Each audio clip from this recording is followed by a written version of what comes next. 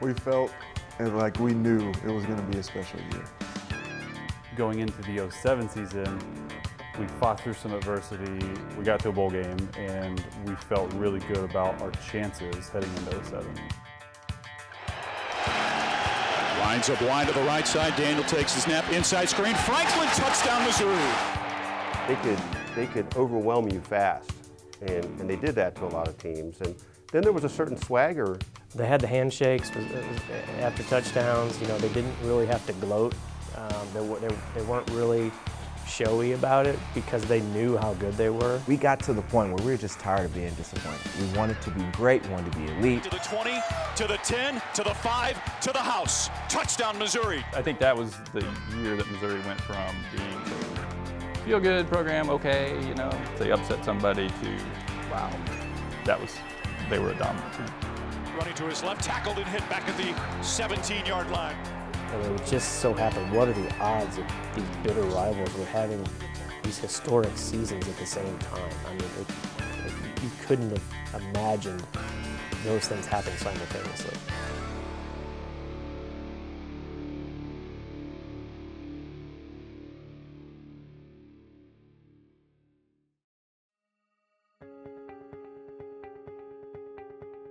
Listen, I hadn't been in Columbia in probably a year and a half, 2 years since we moved away from Kansas City, and you know, come in. First thing I do is go to Tiger Barbershop, get a haircut, and all they want to do is talk about 07 and 08. And it was actually really funny because literally the first thing I did was come into town, right? Go to Tiger Barbershop, and I go in and they're chit-chatting me, and they're like, you know, like, oh, you're Chase Daniel. I'm like, well, yeah, nice to meet you. And we just get to talking, and all of a sudden, like, out of the corner of my eye, I mean, it's a small shop. They have the Cotton Bowl champion trophy up with Steve Redmond holding up the Cotton Bowl trophy. It's like me, Martin Rucker, and like Tony Temple in the top right corner. I'm like, man, I haven't seen that in forever. It's like old and faded. It's like, you know, 10 years old, 9 years old, and they're still, like, guys are still celebrating. The guys still love it. So, you know, we were talking about the 07 team. A few years ago, looking back 10 years, what do you remember from that team? I think Chase Daniel and Jeremy Macklin stand out to me a lot. And Chase Kaufman, he was an outstanding tight end. And I mean, at that point, in the season, we weren't even like supposed to be anybody. We were just some, you know, a typical Mizzou football team, you know, destined to go 8-4, and you know, playing some useless bowl game that no one watched except for Mizzou fans. You know, looking back, obviously Illinois, big game early on. Did you have any idea that, you know, this team could score points the way that they scored points? No, I didn't, but they could put up some points, for sure. I think the feeling heading into 07 was that we had a chance to be really good. We had a really great team of senior leadership that really helped us stay focused throughout the entire, I guess, 07 off-season heading into the 07 season. You know, I had pretty high expectations, but I think the big question was 8 wins kind of the ceiling? I mean, had they reached a point where, okay, they're going to consistently win eight games, beat the Texas Techs and the Colorados and the Kansas States, but kind of fall short of really competing for a division? Sometimes people say, well, we'll get better by the third game. One of my emphasis with our football team, we're not talking about the third game here. We're not talking about the second game getting better. You know, we got to be good now. Will Franklin lines up in the backfield, offset to the right of Daniel. Daniel takes the snap over the middle. Open is Franklin at the 20, to the 15, to the 10, wrestled down at the Illinois 5-yard line. Daniel out of the shotgun. 4th and goal from inside the 1. Takes the snap, straight handoff, fakes the handoff. Now rolls, throws in the middle. Caught. Kaufman. Touchdown, Missouri. Yeah, Kaufman was open way before that, Mike. If Daniel just got up and threw the football, he was open all the way in the end zone. Mindenall hitting the backfield, spinning, eludes one tackler, but he can't elude William Moore, who drops him at the 36-yard line. We think we really played a real solid football game around all of us. McGee takes the snap, fakes the handoff, keeps it, breaks one tackle. Fighting, loses the football, picked up by Missouri. Running is Pick Brown with an open field. Being chased by one man across the 40, the 50, to the 40. Pick Brown is going to take it to the house. 101-yard fumble toward for a touchdown. Wow, I'll tell you, wow, that was really something, I'll tell you what. Missouri's defense needed a play because Illinois was making that comeback. He just sees the loose ball there and picks it up and goes 9,900 yards for the touchdown. And that game just totally, the momentum was all back on Missouri's side. But that really was all Chase Daniel. A terrifically accurate quarterback, and he's on the money again, and it's a Missouri touchdown. And there is Jeremy Macklin for the score.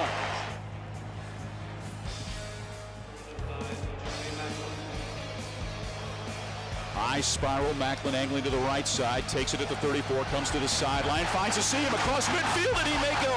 Cuts it left side around the man, to the 30, to the 20, to the 10. Macklin to the house. Touchdown, Missouri. It's been a long time, Michael, since we've had a punt return. Great play by Macklin. Boy, he's having a time in his hometown tonight. Jeremy gets nice and hyped before games, and sometimes you have to calm him down a little bit. But he was just let's just say it didn't surprise me that he played such a good game. You know, we've had some coming out parties for some great players there. You know, and in the past, Brad Smith did it. You know, Blaine Gabbert did it later. You know, and so we've had some really good, you know, great things happen. But J-Mac came out and made a huge impact right away against a real good football team.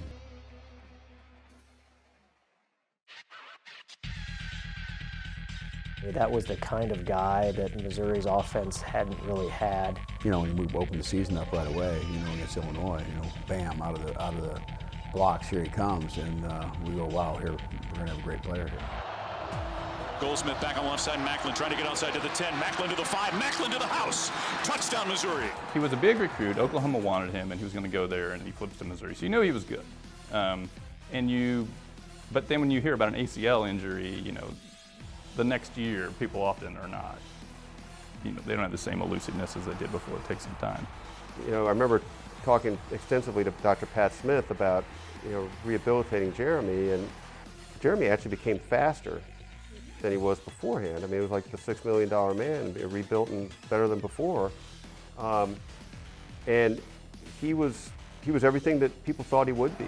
Macklin's separation over the shoulder grab at the 15 to the house. Touchdown, Missouri. They had really good pieces. They didn't have that All-American type playmaker who could turn, you know, a punt return into a touchdown, turn a 5-yard screen pass into a 90-yard touchdown. He had the ability to turn any play into a big play. And, you know, as time went on, he did that often.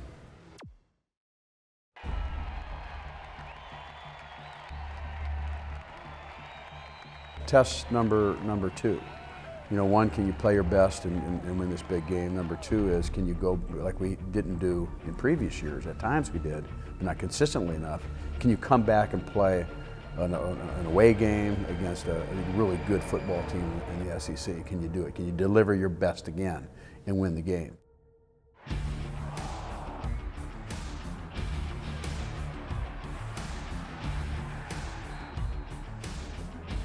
That's the SEC. Those are the big dogs. So what we felt, we had something to prove to them. We wanted to show them what we were about. Well, I think there was a sense that, okay, if Missouri can go toe-to-toe with this team and on the road in an SEC road environment, that would be a huge test, because and not to say Ole Miss is on par with the best teams in the Big 12 at that time, but the environment was going to be as good as they were going to see. And that game wasn't really all that close. It's Daniel, pump fakes, look, now Rainbow's right sideline for Bracey. Touchdown, Missouri. Takes the snap, looking, fade pattern in the end zone for Kaufman, makes the reception, back of the end zone, flag on the play, doesn't matter. Takes the snap, fires, got Rucker in a seam, breaks a tackle to the 30, to the 20, to the 10, to the 5, to the house. As a quarterback, you're throwing, everything's working. The coaches are calling the perfect plays at the right time. We're executing them just like you do in practice. I mean, it's just pitch and catch, right? So it felt pretty good. Goes right side, Franklin with separation, touchdown, Missouri. His second touchdown reception, a perfectly thrown ball from Chase Daniel. Probably not the best scheduling in the world to go play, you know, Illinois and go play at Ole Miss, but you know, they're a good football team, but we really played well. And so we get that big win again, back-to-back wins, Now, can we keep improving as a team and getting better? You know, we got possibilities. It was more about just proving that this team was so good it didn't matter who they were playing. I mean, especially on offense. It's not about who we play, and that's how we got to get started about that thing. It's not about who we play, where we play, it's about how we play. And can we do that? That's our challenge. Can we get out and play our best games with two opponents that we're better than? Daniel's going to keep it himself. Turns it upfield, got the first down to the 30, breaks a tackle 25-20, to the 15, to the 10, to the house. Touchdown, Missouri. They treated every game like it was, you know, a championship was on the line. And again, that all started with the leadership, not just the coaching staff, but of those seniors on that team, and the upperclassmen, not just seniors, but even juniors too, who realized that, you know, they couldn't afford to take a day off if they wanted to, you know, achieve the goals they had in front of them.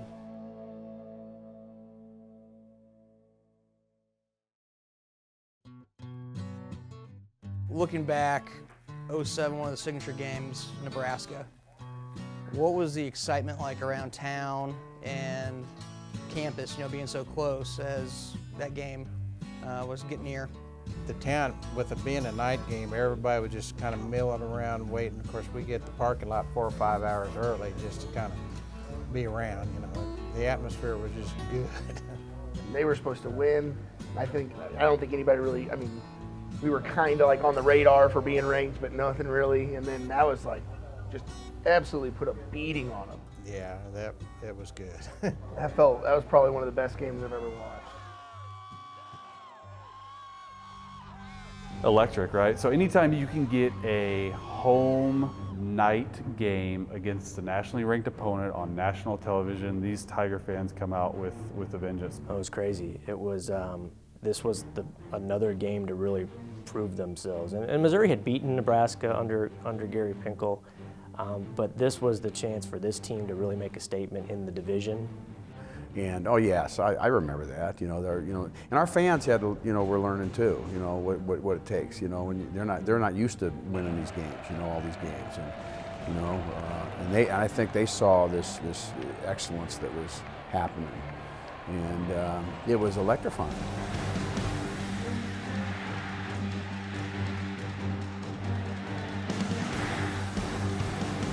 Nebraska showing blitz from the left side.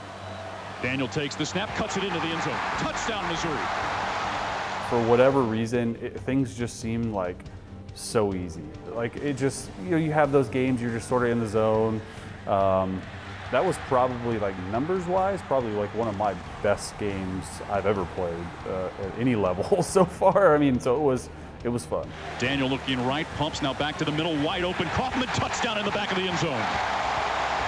Well, I'll tell you what, Mike, he's not a bad tight end either. Yeah, it's one thing to do it against, you know, Illinois State or even Texas Tech, but a team that does have a tradition of playing good defense and has had a decades-long tradition of beating Missouri, to be able to go out there and play with that kind of confidence, that kind of attitude he had. And again, he wasn't trying to show anybody up, but he knew he was that good, and more important, he knew the guys around him were that good.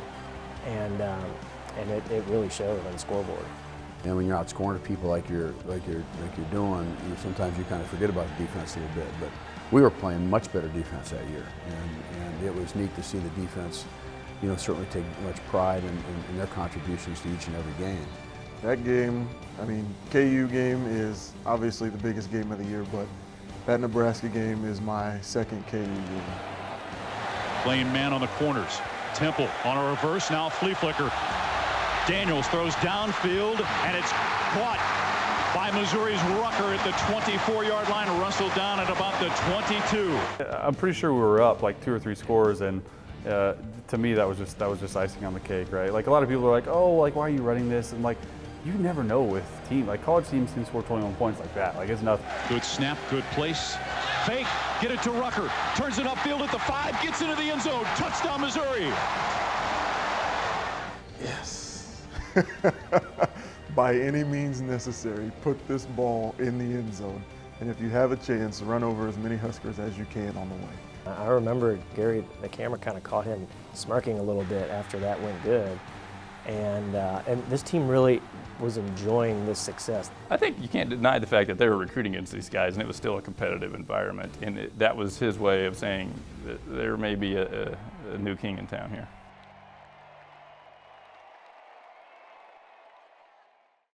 Well, just the way it was designed since we've been here in the Big 12, we always played back-to-back games.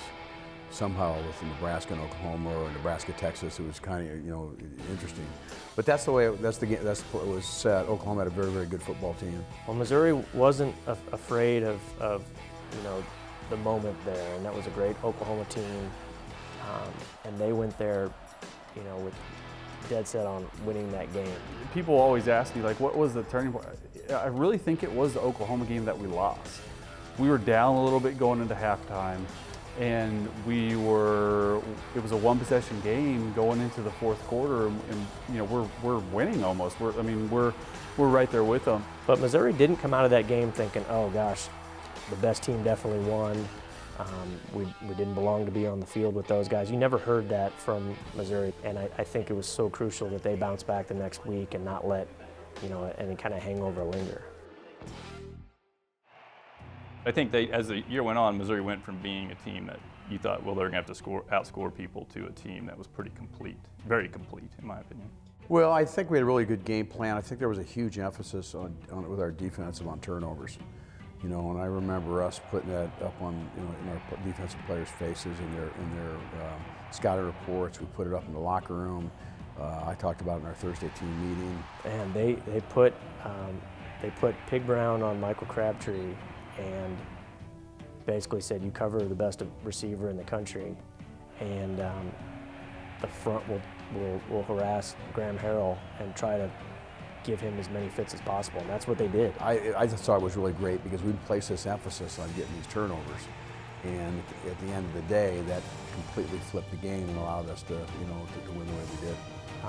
That was a group that probably wasn't getting as much attention as it deserved because of the offense and everything they were doing. And they still gave up a lot of yards. Every defense in the Big 12 did those years. But they were making big clutch plays, and they definitely did in that game.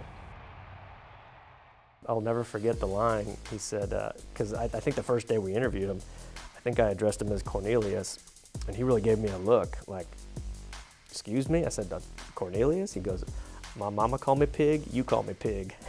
I said, all right, Pig. And from there on, he was Pig. And through the recruiting process, you bring a player up, and we decide whether to recruit him or not. We said, well, they call him Pig.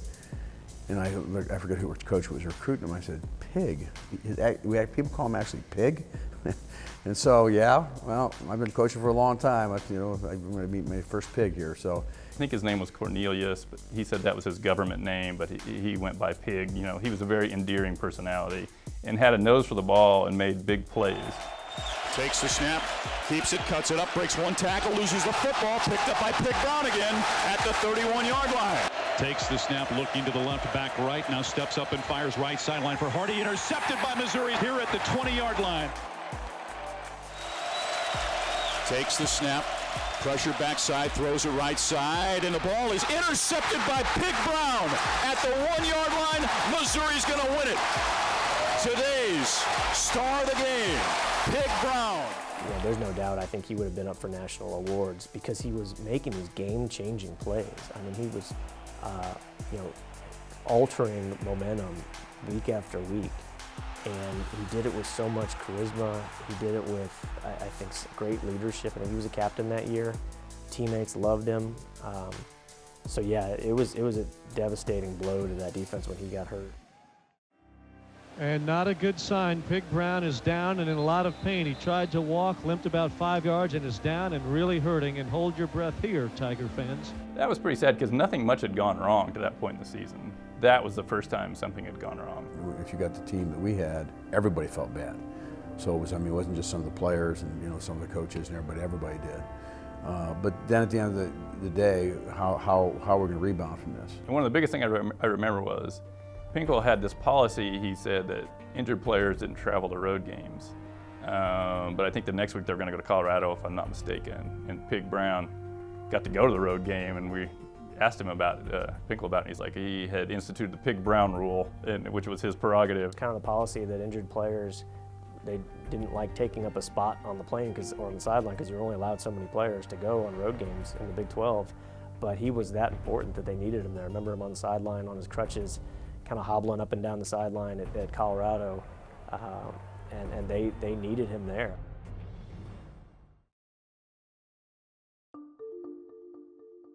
You look at this team, you talk about the offensive weapons. I think one that, I think about at least is Chase Kaufman. In that Colorado game, he hurdles a defender and kind of that's his coming out party, as a receiving tight end. I think I remember, that was kind of like when Chase Kaufman finally got noticed, because he was still in the shadow of Martin Rucker at that point, if I'm not mistaken. And Martin Rucker was still doing big things. And Chase was supposed to be like the guy that was he was going to be finally like the tight end who was going to be an NFL ready tight end. Yeah, that was good. I've been to several of the Colorado games, and sometimes they were always tough. About any game can just be tough. It's just, to be up for the whole thing was just good. Going to Colorado, we hadn't won in something like crazy amount of time, but the fact that I don't think Colorado was super good that year, but I remember leading to the fact that their defensive backs were talking a lot of noise in the media and letting me know, and we're just over here, me, Jeremy, and Chase and Martin and all. Why are they really talking like that? Rushing three, cheating up three linebackers. Here come Dizon, pumping Daniel, throws the right side. Franklin, separation, over the shoulder grab at the Colorado 40, to the 20, to the 10, wrestled down from behind. Inside, it appears, the 5-yard line. They came out and played man coverage the entire game, which I probably wouldn't suggest against those type guys, but they just pounded them every way imaginably. Chase Daniel had another great game. Chase Kaufman had a huge game. Yeah, he was jumping over people. Chase was jumping over people. He was making one-handed catches in the back of the end zone. He must have been upset about something. I don't know what it was. Takes the snap, moving the pocket right, pulling back to throw, looking, got a man on the sideline. Kaufman at the 11. Kaufman hurdles a man at the 5, fighting for the end zone. Touchdown, Missouri! What do you think of that, Mike? That was amazing. How he kept his balance, how he hurdled over 3 defenders, did 2 spins and got in the end zone was amazing. But what might have been more amazing, I think, is his last touchdown, the one he stretched 10 feet in the air, tapped one toe, literally his toe tapped. When I let that ball go, I still remember I completely threw it way over his head. But he was, arguably as gifted as a pass catcher as any of them, but even anybody that's come through this program. It's unlike anything I've seen, especially from Missouri. Well, the most memorable thing is just the dynamic attack and how many different ways they could score so fast. We had so much talent, and people were trying to compete at all times. Coach Pinkel and the staff did a great job of getting us to compete every single day. Looks, floats it back of the end zone. Kaufman leaping grab, touchdown Missouri. Daniel takes the snap, looking, throws it deep, seam pattern. Macklin separation over the shoulder grab at the 15 to the house. Touchdown Missouri. Gets to the 10, bounces it outside, breaks a tackle at the 5, touchdown Missouri. There's a lot of things in place, but can you do it? Can you bring it? Can everybody play their best game? Can you deliver the ball to different people around that field and stretch the field, which allows us to do more things? That's what we tried to do. Daniel keeps it himself, now pitches it, caught by Macklin to the 5 to the house. Touchdown Missouri. They could overwhelm you fast, and they did that to a lot of teams. And then there was a certain swagger all of a sudden that. A swagger at Missouri? What is this phenomenon? The biggest thing about our offense, yes, it was the spread, but we were an unselfish team. We were so unselfish. And being an unselfish team, it was so easy for us to play our role and play our position. They had the handshakes after touchdowns. They didn't really have to gloat. They weren't really showy about it because they knew how good they were. I want to give credit to Tommy Saunders or Martin Rucker for it because they said, listen, we've been here before, we've done this, we've scored a lot of touchdowns before, let's act like we've been here before, go about our business. The whole handshake thing, I still to this day don't remember or don't know how it all came about. At the end of the day, me and Tommy Saunders were roommates that summer, And everybody knows me that plays football. When I score a touchdown, I don't have that much energy left. I'm tired. Therefore, I can't jump up like the wide receivers and be 6 foot or yell. I have to shake your hand. I can neither confirm nor deny, but I'll tell you one thing. I bet you Tony Temple's going to say it was him. So I am going to take credit to this day that I started this handshake. And it was with Tommy Saunders and yes, Martin Rucker, and of course them being wide receivers, Will Franklin. Of course you got that too. Well, I think probably the concern was, okay, you win that game, and the Kansas game the next week means so much more. But the Kansas game doesn't mean anything if you don't win the K-State game. And K-State had been a team that Missouri struggled with. Well, I think that's in November too, and we always said that those who win in November will be remembered. That was a thing that we talked about, and I think you look back and those good teams will finish. It was pretty easy to stay on track when you knew what you had in front of you, but we had such good leadership to stay grounded and just focus on that game. Twins to each side, takes the snap, here comes the blitz. Daniel unloads it over the middle, sliding grab by Macklin, touchdown Missouri. Across the 10 to the 15, hit at the 18, trying to spin, breaks free at the 20. Macklin to the left sideline, 35 to the 40, outruns the defender. Jeremy Macklin is gonna take this to the house. The wildest thing that day was the K-State crowd chanting "Beat KU" late in that game because, they didn't like Kansas any more than Missouri fans did, and they knew what was next on both of those teams' schedules.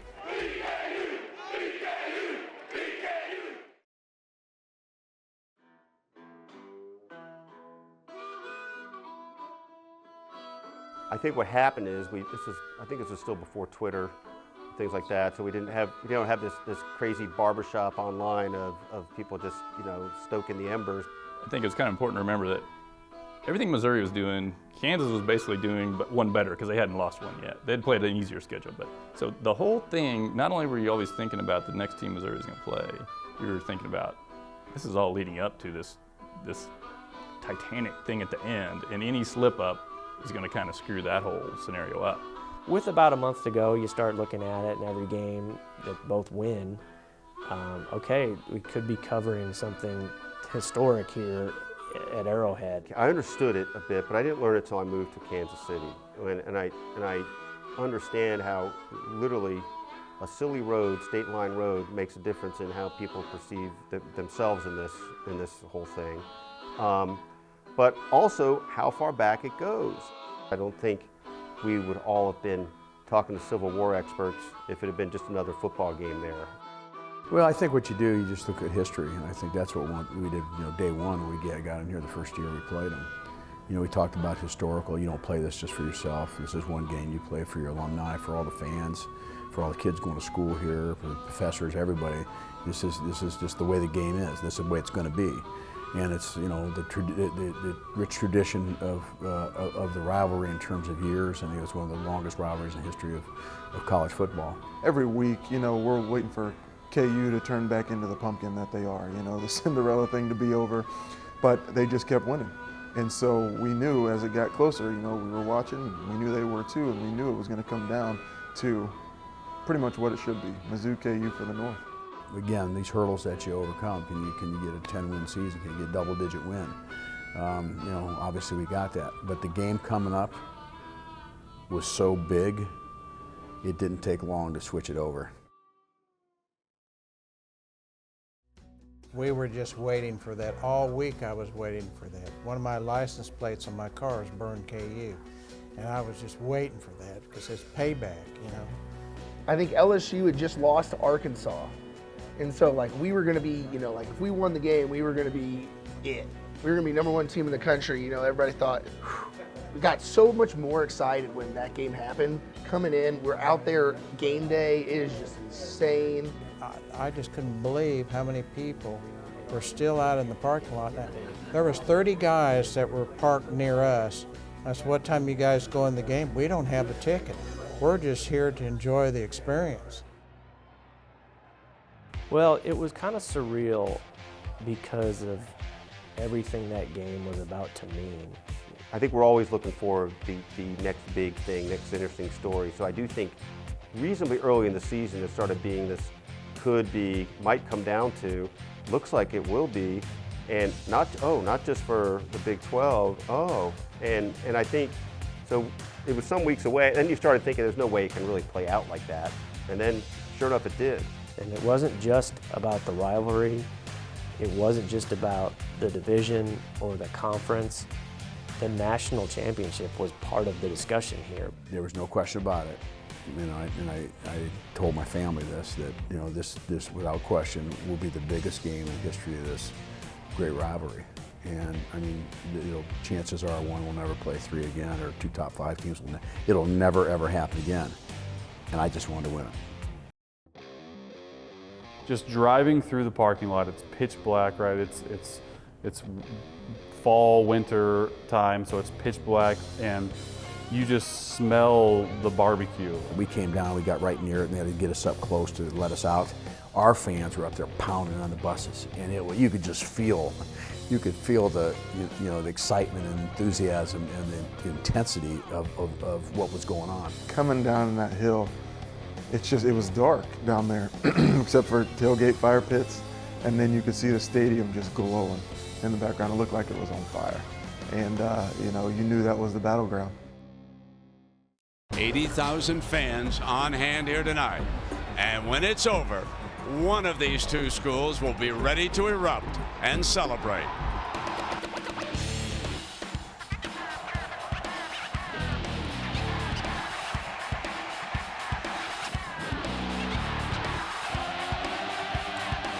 Diving end zone, touchdown Missouri, Martin Rucker. Play fake McAnderson, end zone, picked off, intercepted by Moore, his 7th interception of the season. The All-American safety does what he's been doing all year. 3-man rush. Daniel still looking for somebody open.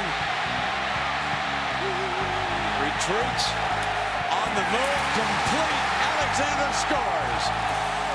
Scramble around a little bit, try to make a play, and Denario just comes right in my vision. All of a sudden, I think it was like 12 or 13, 14 seconds after the snap.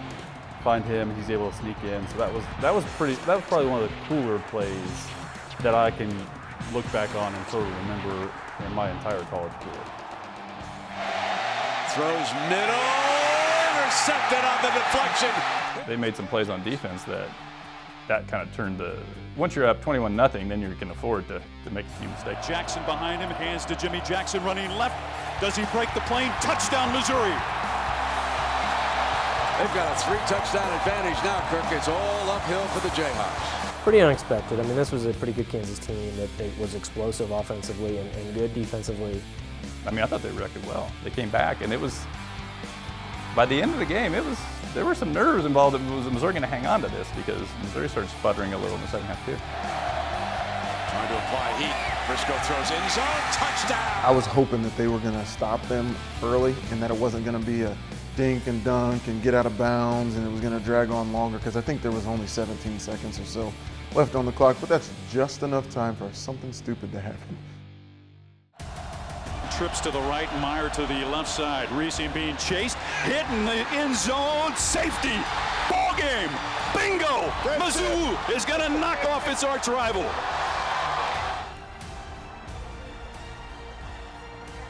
To see that sack, and everyone talks about, right, how Reese has that dirt club in his helmet. That's something that we'll always remember.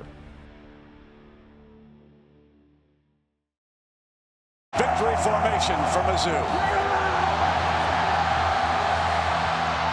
The border belongs to the Tigers.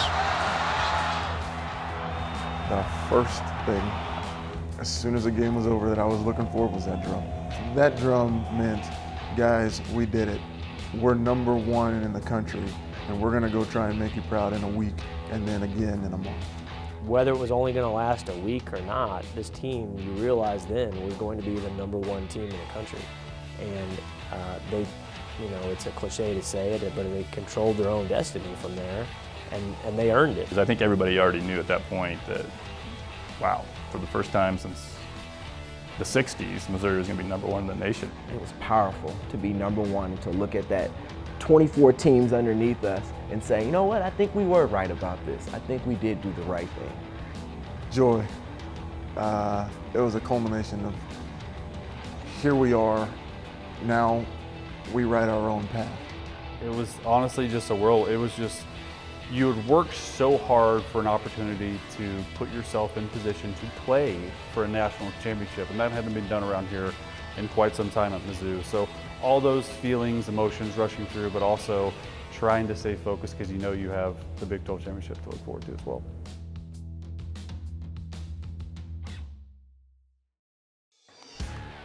Chase Daniel was at his best in the biggest moment in his biggest game ever, and this is going to vault him into the Heisman Trophy conversation. And I remember Gary Pinkel saying in the bowels of Arrowhead afterwards, he's like, if there's a better quarterback out there in the country, I haven't seen one. You just saw it right there for 3 hours. And he put on a show again. Well, you know, we use the it factor, and that's important. But you know, I think first more important than anything, you got to lead by example, and that's what he did in everything he did. That's first form of leadership, leading by example. He was confident. It's one of those things I think he would say at preparation, you know, breeds confidence, and he was one of the best preparation guys. I mean, he was a great example to me, even though he came in a year after me. He was just in a zone, and he was really in that zone all season long, and the chemistry he was starting to develop and had the year before, but really at a different level with you know, Chase Kaufman, Martin Rucker, Will Franklin, Tommy Saunders, Jeremy Maclin, obviously. The weapons that he had were, you know, it was amazing, but then he made it all work because he was just so good, so smart, so accurate. He could look at a defense and know exactly where he wanted to go with it. He knew this offense better than the offensive coordinator did, probably. What I sort of took on and took this to heart the whole time I was here, but especially in 07 and 08, I was just a point guard, right? My job was to make the right decision and get the ball in the hands of our playmakers. I think the confidence level for our football team started ratcheting up because all the team around him saw the same thing. And we all know in football it's the greatest team sport except for one position. You got to have a quarterback. And I think our players rallied behind that. You could not have come up with a worse scenario than to go play a good team 1 week after that game at Arrowhead. I mean, from an emotional standpoint, there could not have been anything left in the tank. Obviously, we didn't live up to standards in the Big 12 championship game, kept it close, and just came away short. And they knew after Missouri loses to Oklahoma, they know, okay, they're not playing for the national title. They want the next best thing. We're trained to think that a BCS Bowl has to be the next best thing, and anything short of that is kind of an insult. My guys handled it well. You know, this is a great opportunity, and you know, we can still, you know, playing a Cotton Bowl is a great bowl game, and that was our attitude, and it was. We're really good at focusing on what we could control and not worrying about what we couldn't. And so, us getting scammed out of the BCS Bowl, that was out of our control. Obviously, we were upset about it and we weren't happy about it, but we had another game to go win. What does that team mean to Columbia? And that was the one where we rolled over Arkansas at like 9:30 in the morning on New Year's Day or something, wasn't it? Yep. I remember a lot of people were thinking that they would be so hungover from New Year's Eve that they wouldn't make it up in time to watch that game. But yeah, if I remember right, it was just a total mop job.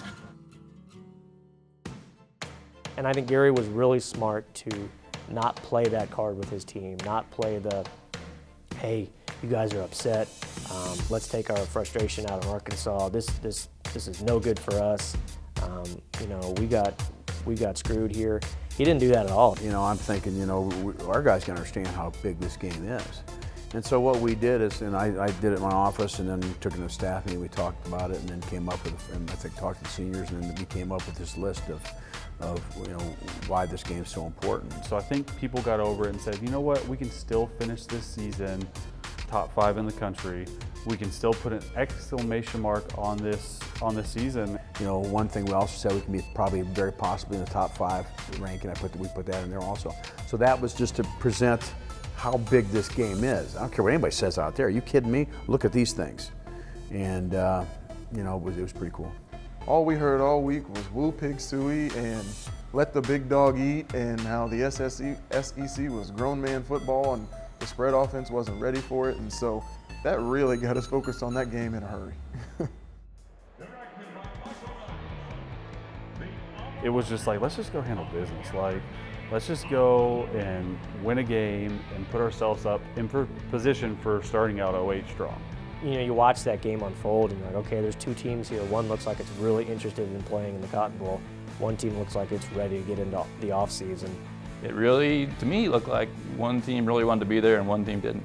On third down on the opening drive, tight end tight to the right, backfield in the eye. Draw play for McFadden, hit in the backfield. He's going to be dropped for a yard loss. Back to the 17-yard line, Sean Witherspoon.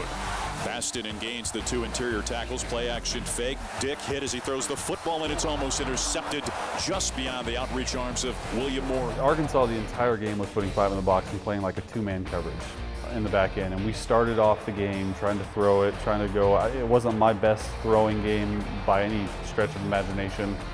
It was really windy that day, and literally I know Chase, he had Martin Rucker right over the middle, and it's something he doesn't miss, and it just floated over the top.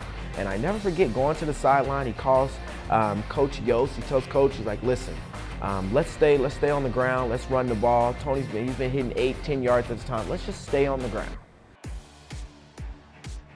I remember, you know, it was very interesting because they really, they covered us pretty good. They backed off everybody. I mean, almost to the point where they could care less if we run the football. And so we start running it with Tony, and it's working. I remember Dave Yost, said, we should start throwing the ball more. And Dave and I are on the set, talking. And I said, no, this is working. Let's just keep doing it. Running left is Tony. Bounces it inside, breaks a tackle at the 20, gets to the 15, left sideline to the 10, to the 5, puts the shoulder down, into the end zone. Touchdown, Missouri, on a terrific run by Tony Temple, the senior from Rockhurst High School in Kansas City. And Missouri strikes first here in the 72nd Cotton Bowl. To his credit, Dave Christensen was, smart enough to say, just keep hammering it to Temple.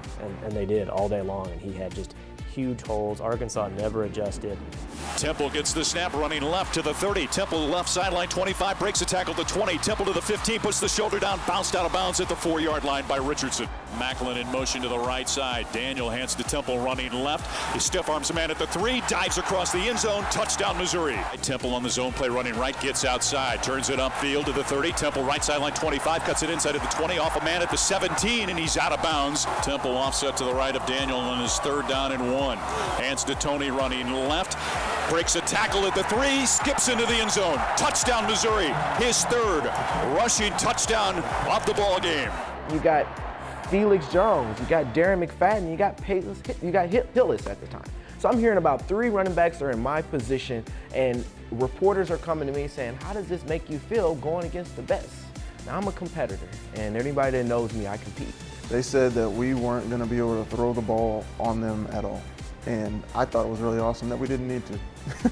In this conference where they're a pro-style offense and they've got all these big hogs up front, Tony Temple set the Cotton Bowl rushing record on these guys. That run he made, at the very end to get the Cotton Bowl record, I remember what happened was, and this happened if you're winning a game significantly or it's under control, I get for the message after Dave Christian says, hey, if he gets so many more yards, he'll break the Cotton Bowl record. I look at him because if anybody knows I pulled my hamstring at the end. I tell him, I say, this is all I have. I have one more play in me. I have one more touchdown. 1st and 10 from the Arkansas 40. Temple running left, takes the handoff, cuts it back right to the 35, to the 30, spinning inside the 25 on his feet. The record perhaps to the 10, to the 5, to the house. His 4th rushing touchdown. It's a Cotton Bowl record. Oh, Mike, what a day for Tony Temple. What a run. Now, he pulled up a little at the end of that run. I hope he didn't aggravate it too seriously because he pulled up, but I'll tell you what, he won't feel too much pain. He's helped up by his teammates and is limping noticeably. But, folks, he's done now. He's got the Cotton Bowl rushing record and another touchdown, 4 on the ground, another Cotton Bowl record as he limps to the sideline and is carried off. We were just like, man, this guy's our battle horse. We just carried him off the field. Like, it was. That is a cool little memory for sure.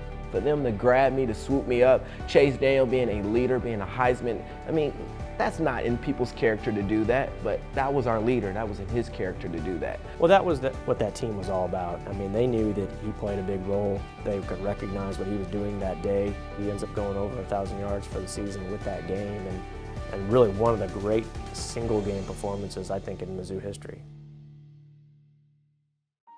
Yeah, you know, you kind of talked about it, but do you think it's hands down that's the best Missouri team of all time? Of all time, I don't know anything about like way back, but it's definitely the best Missouri team in my lifetime that I've seen personally. Oh man, that's tough. Cause I didn't get to see those teams that he saw that, you know, like the lost to KU and maybe the season that could have won a national title. But, you know, either that team or the team that lost to Auburn, and, you know, one of those two. I mean, in my time covering the team, I wasn't around for 1960 or 1969. People from those teams would say, you know, those were the best. Honestly, I get asked that a lot. People go 2007 or 2013, which is the best team? Which is the best team? And I won't even touch it. Can't argue with it. I go with 07 just based on the offense. I mean, you had that special collection of Macklin, Kaufman, Rucker, Franklin, Saunders, and then, oh yeah, by the way, Chase Daniel, who threw for 4,300 yards that year, and you know, completed 70% of his passes most games. I mean, he was the best I've seen at Mizzou, and I'll lean towards the team with the elite quarterback. I mean, listen, I'd love to be known as one of the best Tiger teams of all time. I mean, that's a compliment. Sometimes it's really hard to judge a team until you look back on the past. And I think you can measure that team up with anybody even today, and we would still be competitors. When you build a program and you want to win championships, compete for championships, which is very difficult to do to get at that level, that was the plan. It wasn't planned just to win some games and go to bowl games. It was try to win championships. I think it established Pinkel maybe as something more than what he had been before. I think that established him as being, you know, one of the guys you talked about is certainly maybe a top-tier college football coach. There were so many leaders. So usually on a team, you have one or two leaders and everyone's followers. And with this team, I mean, there were 10, 12 guys that guys around the locker room looked up to, and everyone had their sort of niche. And the biggest thing I take from that is that you can accomplish anything. Don't let anyone tell you that you can't accomplish your dreams, no matter where you're at and where you're going. Mizzou was special this year, and they're going to continue being special. And so I'm glad I was a part of that. That changed, I think, the perception of Missouri's program a lot, that they weren't just a team that could win on Saturdays, they produced guys that could play on Sundays. That, like, 6 years, 7 years there, I think really changed how NFL teams and NFL franchises viewed the Missouri Tigers.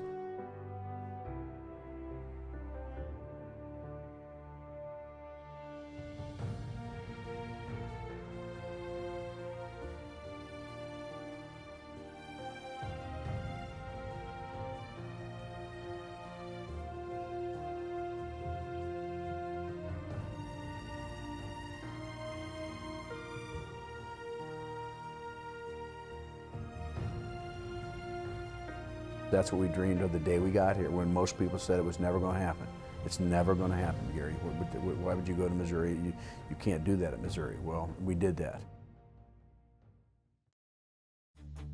All of these trophies, the telephone trophy, the bell, the Arch trophy, all these things, they were symbols to me that our program was back, that our program was on the right track, that we were winning football games. And then you throw the KU rivalry on top of that, and you throw the battle for #1 on top of that. I grabbed the drum every year, but that year that drum meant a whole lot more than it had in the past. That team, it knew how to win, it knew how to have fun, and it was great chemistry, I think, between the staff and the players that year, and they just trusted each other. It gave everybody the realization that Mizzou's here to stay. And yes, we were a cool, trendy team with the spread offense that we brought to the table in the Big 12, but we learned how to play, learned how to use that to our advantage, and to also win games, win big games too. I got, you know, Ruck and Zoe, Lorenzo Williams hanging on me, and we're just there, and we're just, you know, it was so, I wanted the fans just to, you know, kind of be a part of it a little bit. So I just yelled the first thing that came to me, and fortunately I could do it a few more times as my career went on. Hey, how about them Tigers?